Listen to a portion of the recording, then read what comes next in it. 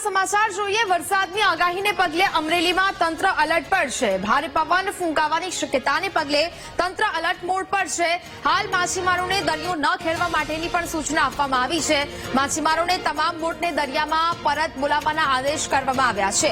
નવી સૂચના ન મળે ત્યાં સુધી માછીમારોને દરિયો ન ખેડવા માટે આદેશ કરવામાં આવ્યા છે। તો હવામાન વિભાગની આગાહી, વરસાદની આગાહી અને તેને પગલે અમરેલીમાં તંત્ર પણ હવે એલર્ટ બન્યું છે અને હાલ તો માછીમારોને પણ સતર્ક રહેવા માટે આદેશ આપવામાં આવ્યા છે। ભારે પવન ફૂંકાવાની શક્યતાને પગલે તંત્ર એલર્ટ જોવા મળી રહ્યું છે। હાલ માછીમારોને દરિયો ન ખેડવા માટેની પણ સૂચના આપી દેવામાં આવી છે।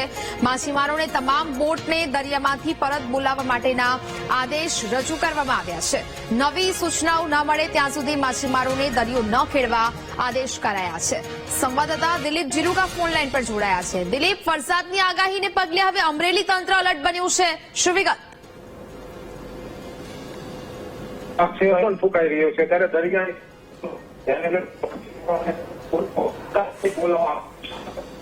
વિભાગ દ્વારા